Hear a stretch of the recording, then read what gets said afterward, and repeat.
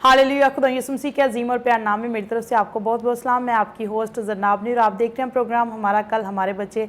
यकीनन बादशाहों का बादशाह मेरा और आपका यीशु मसीह है। आज प्रोग्राम का बड़ा खूबसूरत टॉपिक लेकर हम आपकी खिदमत में हाजिर हुए हैं।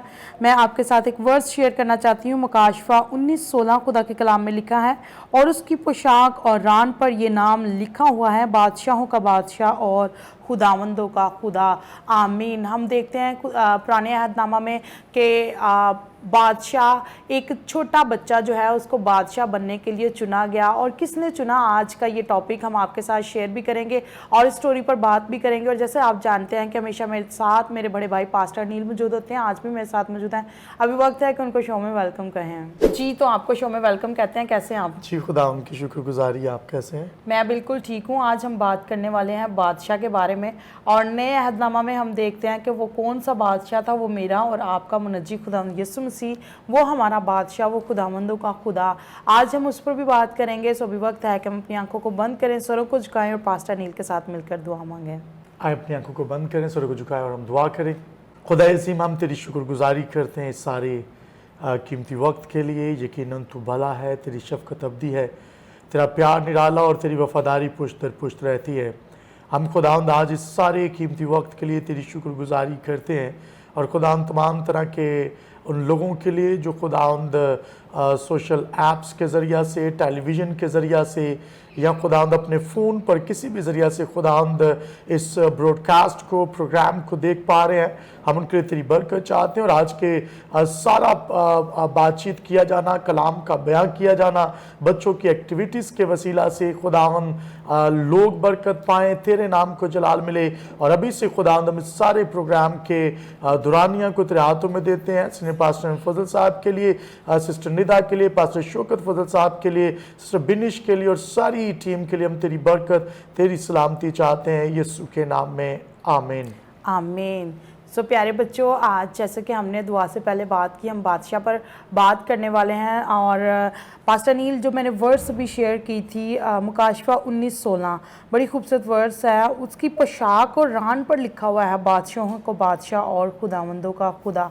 हम जब रेज़रेक्शन डे को सेलिब्रेट करते हैं, और उससे पहले हम यीशु मसीह की जुल्म सितम, और उसने हमारे लिए एकम 40 कोड़े खाए, और उसी के साथ साथ हम उन तमाम चीज़ों को देखते और सीखते हैं कि खुदा यीशु मसीह हमारा बादशाह है। लेकिन पूरा साल हम खुदा यीशु मसीह की सलीब, उसके दुखों को याद नहीं करते। क्या रीज़न है? बाइबल मुक़द्दस में लिखा है कि जब हम पलूस के खतूत को, एपिसल्स को देखते हैं, तो वहाँ पे लिखा है कि मैं अगर किसी और चीज़ पर फ़ख्र करूँ यीशु की सलीब के अलावा, तो वो बेजा है। चारों अनाजील का जब बग़ौर मुताला किया जाए, अनाजील अरबा का, अनाजील मुतफ़िक़ा का, तो वहाँ पर एक चीज़ बड़ी कॉमन हमें मिलती है कि चारों अनाजील का आगाज़ जो है वो यीशु मसीह है। और उसमें कुछ मौज़ात बयान हुए हैं, मिड में जाके कुछ में कुछ मौज़ात बयान हुए हैं, लेकिन चारों अनाजील के अंदर जो एहतताम है वो बाइबल मुक़द्दस के मुताबिक यीशु मसीह की सलीब है। सो इस बात को याद रखना कि हमारी ज़िंदगी का आगाज़ यीशु मसीह है और हमारी ज़िंदगी का एहतताम जो है वो यीशु मसीह की सलीब है। सो बाइबल मुक़द्दस में हमें इस बात को रोज़ याद करना बड़ा लाजिम है कि हम यीशु मसीह की सलीब पर फ़ख्र करें।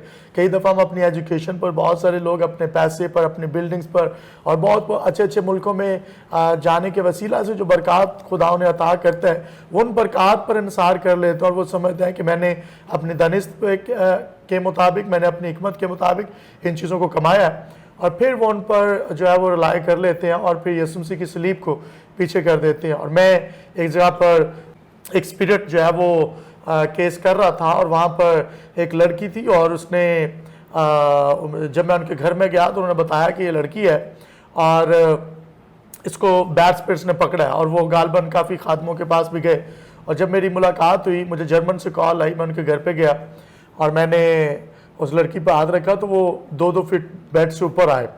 तो मैंने उनको पूछा कि ये मसला कब से है इसको, तो उन्होंने कहा जी देखें, मसला तो ये 1 हफ्ते से है, लेकिन हमने इसको गले में सलीब भी डाली हुई है।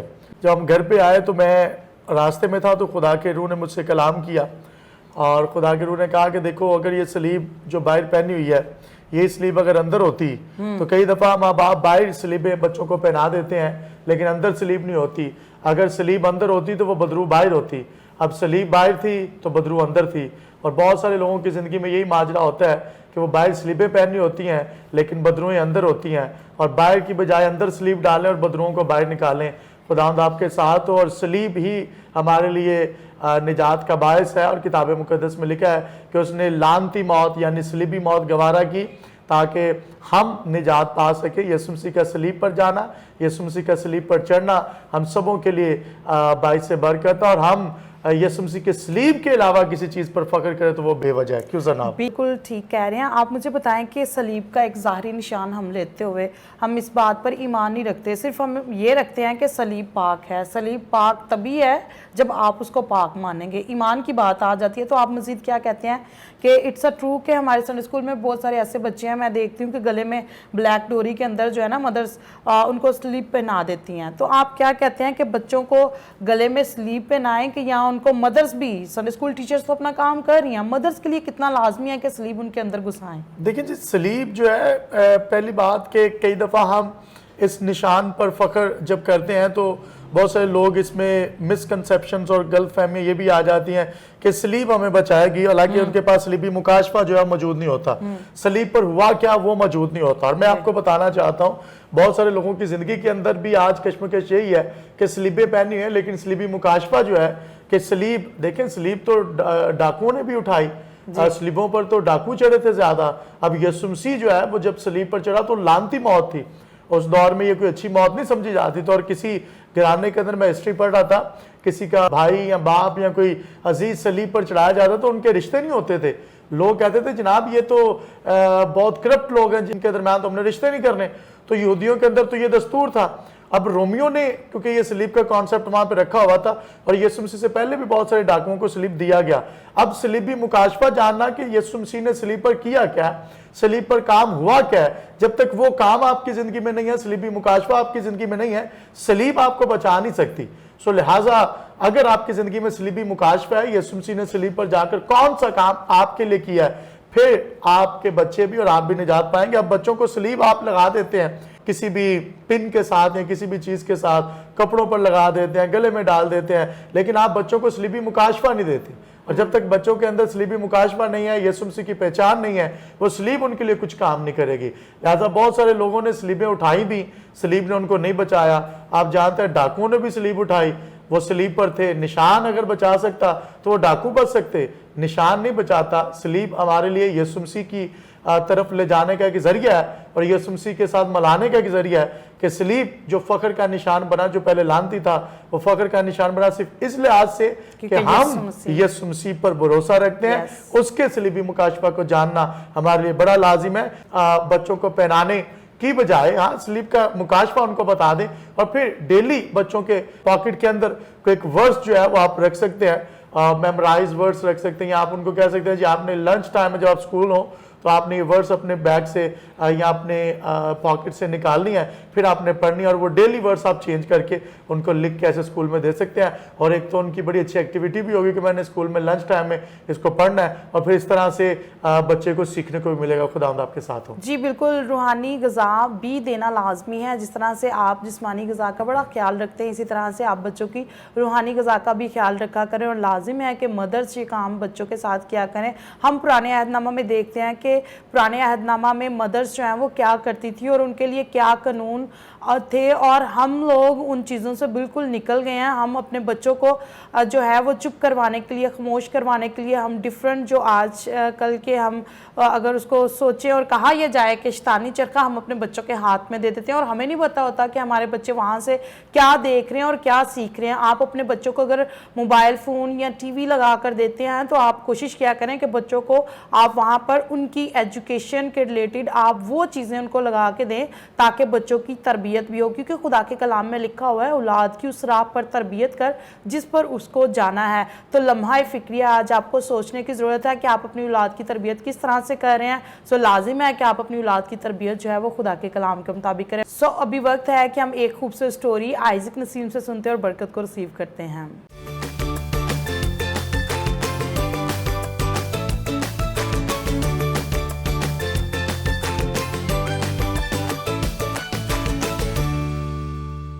मेरी तरफ से आप सबको सलाम। मेरा नाम आइज़िक नसीम है। आज की मेरी स्टोरी का टॉपिक है एक चरवाहा लड़का बादशाह बनने के लिए चुना गया। खुदा ने शमूएल से कहा, तू कब तक शाऊल के लिए गम करेगा? मैं नहीं चाहता कि अब वो इस्राएलियों का बादशाह रहे। मैंने शाऊल की जगह बैतलहम शहर के यसी के एक बेटे को चुना है। तू जैतून का तेल लेकर वहाँ जा और उसे बादशाह होने को मसा कर। शमूएल ने कहा, मैं क्यों कर ऐसा कर सकता हूँ? अगर शाऊल ने सुन लिया तो वो मुझे मार डालेगा। खुदा ने जवाब दिया, एक बच्चा अपने साथ ले जा और सबसे कह दे कि मैं खुदा को कुर्बानी चढ़ाने वहाँ जा रहा हूँ, और इस कुर्बानी में यसी को भी दावत देना। मैं तुझे बताऊँगा कि क्या करना है और वो शख्स दिखाऊँगा जिसे बादशाह बनाना है। चुनाचे शमूएल बैतलहम शहर को गया। शहर के सरदार मर्दे खुदा के आने पर खौफजदा हो गए। उन्होंने पूछा, क्या तेरा आना सुलह के लिए है या जंग के लिए? शमूएल ने जवाब दिया, सुलह के लिए। मैं खुदा को कुर्बानी चढ़ाने आया हूँ, इसमें शामिल होने के लिए तैयार हो जाओ। उसने खास तौर पर यसी और उसके बेटों को कुर्बानी में आने की दावत दी।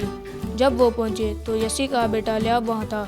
शमूएल ने सोचा कि यही है जिसे खुदा ने बादशाह होने को चुना है, लेकिन खुदा ने उनसे कहा, इस पर ध्यान ना दे कि वो कितना कद आवर और खूबसूरत है। मैं उसे पसंद नहीं करता, क्योंकि मैं इंसान की तरह नहीं सोचता। मैं ज़ाहिर को नहीं बल्कि दिलों को देखता हूँ। तब यसी ने अपने बेटे अबीनदाब को बुलाया, लेकिन शमूएल ने कहा, नहीं, खुदा ने इसको भी नहीं चुना। तब यसी ने अपने बेटे शमा को बुलाया, लेकिन शमूएल ने कहा, नहीं, खुदा ने इसको भी नहीं चुना। इस तरह यसी अपने 7 बेटों को शमूएल के पास लाया, लेकिन शमूएल ने कहा, नहीं, खुदा ने इनमें से किसी को भी नहीं चुना। फिर उसने पूछा, क्या तेरा कोई और बेटा भी है?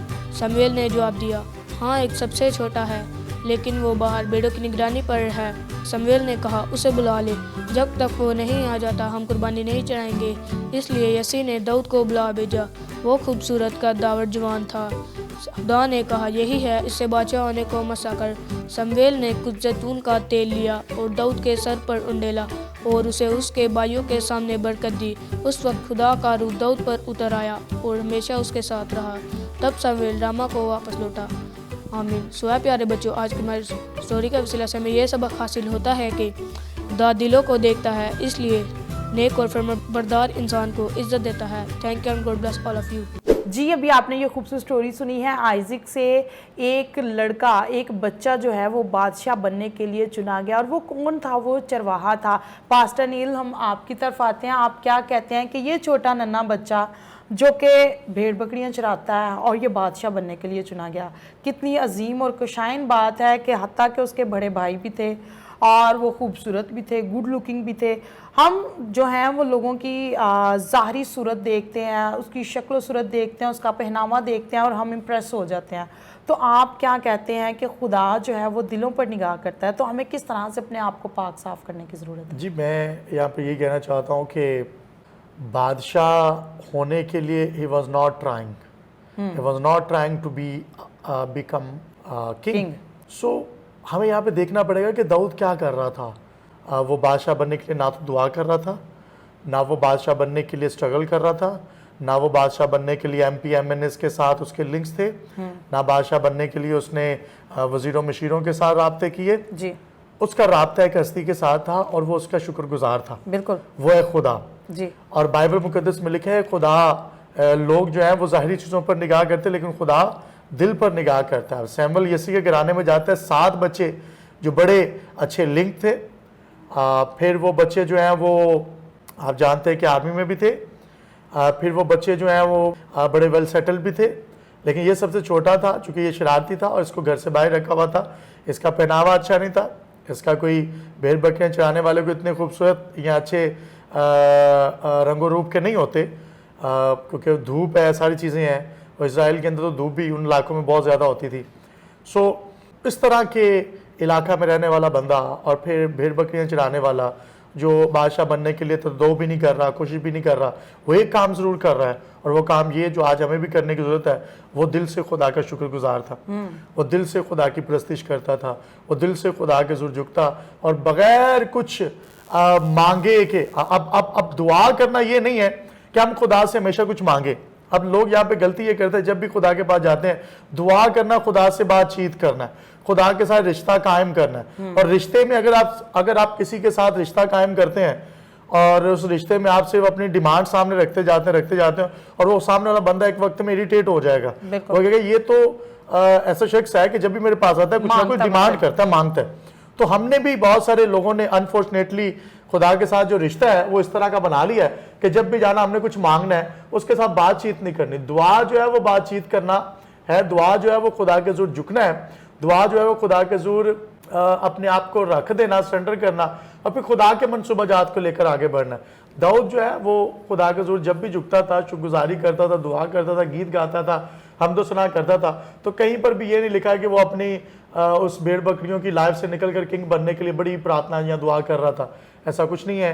वो सिर्फ शुक्रगुजार था। अगर आप खुदावन से तरक्की पाना चाहते हैं, ये बड़ा ज़बरदस्त पैटर्न, अगर आप चाहते हैं कि आप दुनिया आपको जाने, आप का नाम जो है वो किताब हाथ में लिखा जाए, आप जो है वो बरकत पाएँ, तो सिर्फ एक काम आपने करना है, दिल से खुदावन की शुक्रगुजार होना है, क्योंकि खुदावन जो है वो दिल पर निगाह करते हैं। खुदावन आपके साथ। जी बिल्कुल, बड़ा खूब से शेयर किया। और मैं आपके साथ एक वर्ड शेयर करना चाहती हूँ। ज़बूर 51 उसकी 15वीं आयत जब रीड करते हैं, वहाँ पर लिखा है, ऐ खुदावन मेरे होंठों को खोल दे तो मेरे मुंह से तेरी सताइश निकलेगी। हमें खुदावन की हमद और सताइश करने की ज़रूरत है और अपने लबों को खोल कर, जैसे कि दाऊद करता था।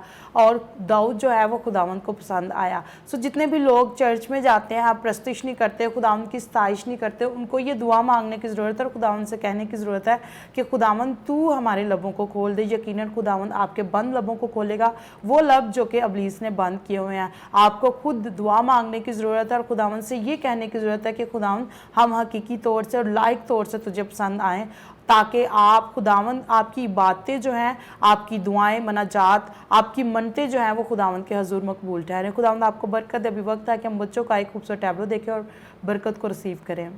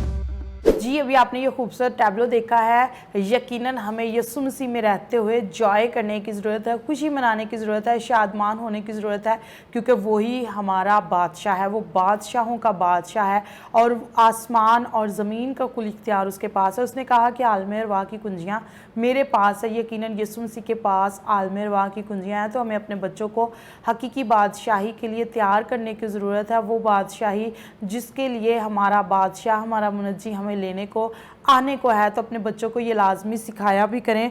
और अभी वक्त है कि हम बच्चों के साथ मिलकर एक खूबसूरत गेम खेलें।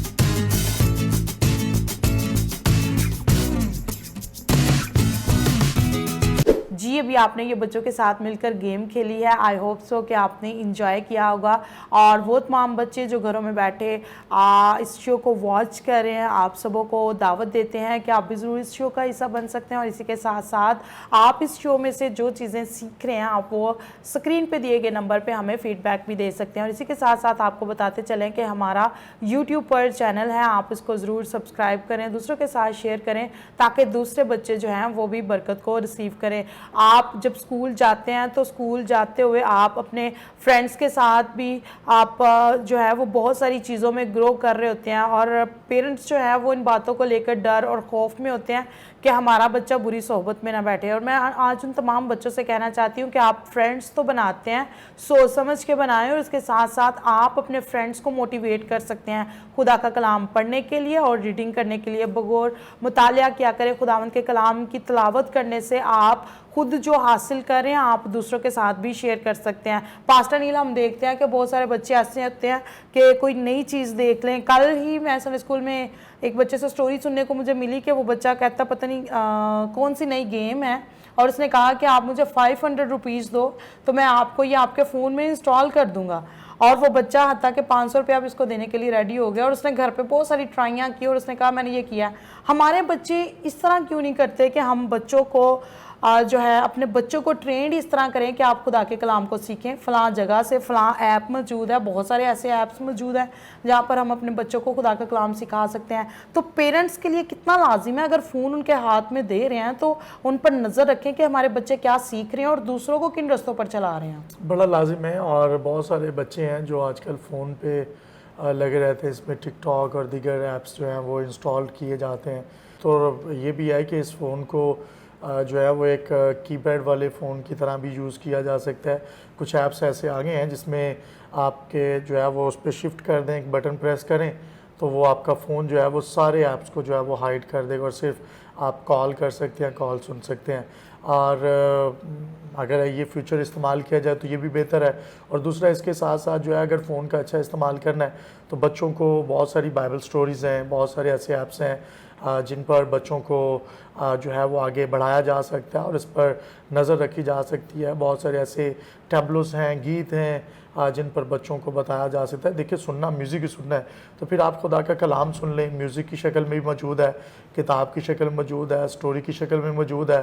तो जो कुछ बच्चे आम टिकटॉक या दीगर ऐप्स पर देखते हैं, आप वो सारे ऐप्स उड़ा के सो बाइबल रिलेटेड कुछ ऐप्स हैं वो इंस्टॉल कर लिए जाएँ तो वहाँ पर वो चीज़ें जो है वो आसान हो जाएंगी बच्चों में। फिर आगे खुदा को मुंतकिल करना, और मैं कहता हूँ कि आसानी पैदा हो जाएगी।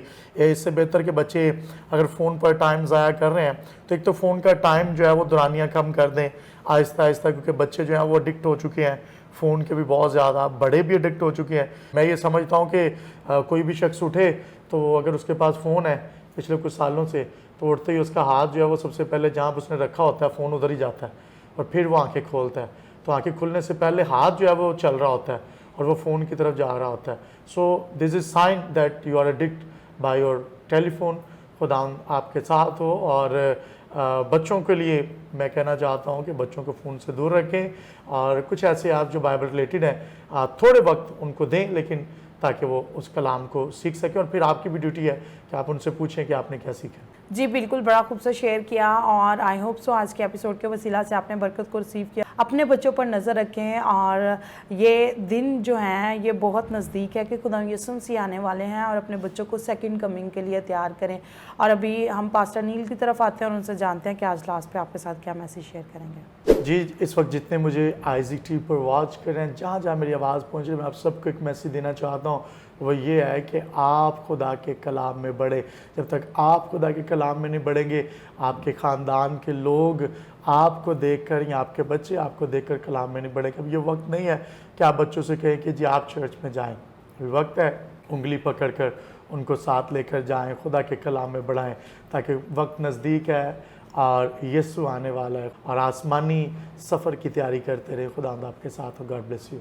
तो जी व्यूअर्स, मेरा ईमान है कि आज के एपिसोड के वसीला से आपने बरकत को हासिल किया होगा। आपने देखा कि सैमुअल किस तरह से उस घर में पहुंचा, और यकीनन जिन ज़िंदगियों में खुदा की कॉलिंग होती है और जो लोग खुदा की कॉलिंग को समझ लेते हैं, यकीनन खुदावंद उनको सरफराज करता है, खुदा ही उनको बरकत देता है और खुदा ही इज़्ज़त, दौलत और शोहरत अनायत करता है। तो आप ये ना सोचें कि मैं इस हाल में हूँ तो शायद खुदा मेरे दिल पर निगाह नहीं कर रहा। आपका फोकस, आपका रिलेशन खुदावंद के साथ बहाल होना चाहिए। खुदावंद पर अपनी निगाहों को लगाए रखें और खुदावंद की हमद व सताइश करते रहें। खुदावंद आपको बरकत दे। आप देखते हैं कि बाइबल मुकद्दस में पौलुस और सिलास क्या कर रहे थे, वो भी खुदावंद की सताइश कर रहे थे, और उस कैदखाना की नींव तक हिल गई और उनकी बेड़ियां जो हैं वो भी खुल गई। तो अगर इब्लीस ने आपको कैद किया है और अगर इब्लीस ने आपके हाथ और पांव बांध दिए हैं, तो आज ज़रूरत है कि आप अपने लबों को खोलकर खुदावंद की सताइश करना शुरू करें, ताकि खुदावंद आपको और आपके घरानों को बहाल करे।